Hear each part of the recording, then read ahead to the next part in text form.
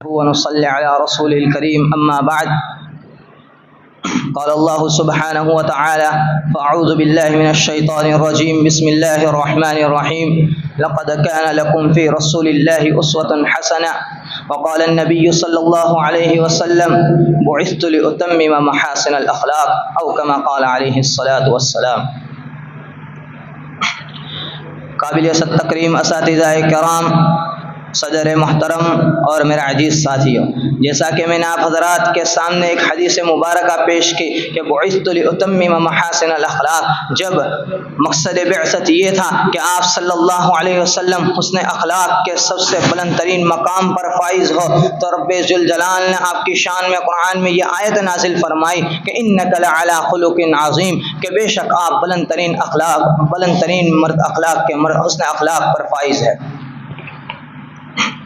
الغرض میرے عزیزو، آپ صلی اللہ علیہ وسلم کے حسن اخلاق کیا تھے؟ تو اس سلسلے میں صحابہ کرام رضوان اللہ تعالی اجمعین نے ام المؤمنین سیدنا حضرت عائشہ رضی اللہ عنہ سے سوال دریافت کیا کہ آپ کے اخلاق کیا تھے؟ تو وہ فرماتی ہے کہ قرآن ہی آپ کا اخلاق تھا. الغرض میرے عزیزو، جس کو اخلاق حسنہ سے متصف ہونا ہے تو وہ حیات طیبہ کی روشنی میں اپنے اخلاق کو سنوارے، اپنے کردار کو نکھارے اور اپنے اعمال کو سدھارے، تو رسول اللہ کی زندگی کے ایک ایک لمحے پر نظر ڈالے اور دیکھے کہ میرے نبی کا گھر والوں کے ساتھ کیسا معاملہ تھا، ملازموں کے ساتھ کیسا سلوک اختیار کرتے تھے اور مہمانوں کے ساتھ کیسا برتاؤ اختیار کرتے تھے، حتیٰ کہ دشمنوں اور مخالفوں کے ساتھ کیسا آپ کا رویہ اختیار ہوتا تھا.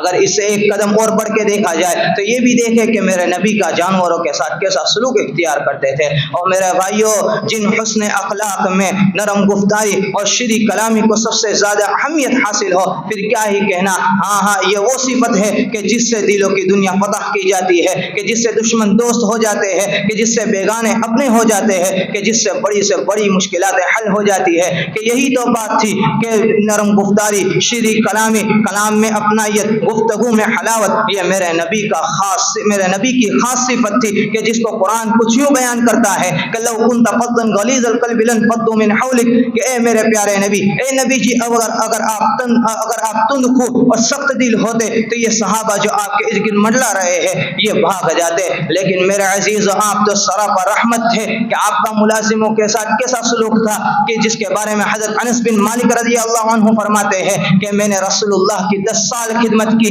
لیکن آپ نے کبھی بھی مجھے سخت و سست نہ کہا اور نہ ہی کبھی کسی کام کو لے کر ڈانٹا اور جھڑکایا. میرے بھائیوں، یہ تھے وہ حسن اخلاق کہ جس کو سرور کونین کا قرب حاصل ہوا اور جس کو خدمت رسول کی سعادت حاصل ہوئی، وہ آپ کے اخلاق کا گرویدہ ہو گیا. کیونکہ میرے عزیزو، افدر گزر کنا یہ آقا مدنی کا شعار تھا. کبھی اپنی ذات سے کسی بھی تکلیف پر، کسی بھی ستانے والے کو آپ نے کبھی برا بلا نہیں کہا. حتیٰ کہ کئی دفعہ تو ایسا ہوا کہ یہود و مشرکین میں سے کسی نے آپ کو اس قدر تکلیفیں پہنچائی، لیکن آپ نے کبھی بھی انہیں برا بلا نہیں کہا. یہی بات تھی کہ ایک مرتبہ آپ تجارت کے سلسلے میں کسی صاحب سے بات کر رہے تھے کہ دوران گفتگو وہ جو صاحب معاملہ تھا وہ یہ کہہ کر چلا جاتا ہے کہ آپ یہیں رکے، میں ابھی آتا ہوں. اور میرے عزیزو، 3 دن گزر جاتے ہیں، وہ نہیں آتا. وہ بھول گیا تھا، لیکن جب اسے یاد آتا ہے تو وہ دوڑا ہوا آتا ہے. میرے ماں باپ رسول اللہ پر قربان جائے کہ آپ کیا ہی ضبط نفس کا ثبوت دیتے ہیں. آپ نے اسے کچھ نہ کہا، بس اتنا ہی کہا کہ تم نے بہت انتظار کرایا. میرے عزیزو، یہ تھا کہ کسی شاعر اس کو کیا ہی خوب بیان کرتا ہے کہ اے ختم رسول مکی مدنی، کونین میں تم سا کوئی نہیں، اے نور مجسم تیرے سوا محبوب خدا کا کوئی نہیں.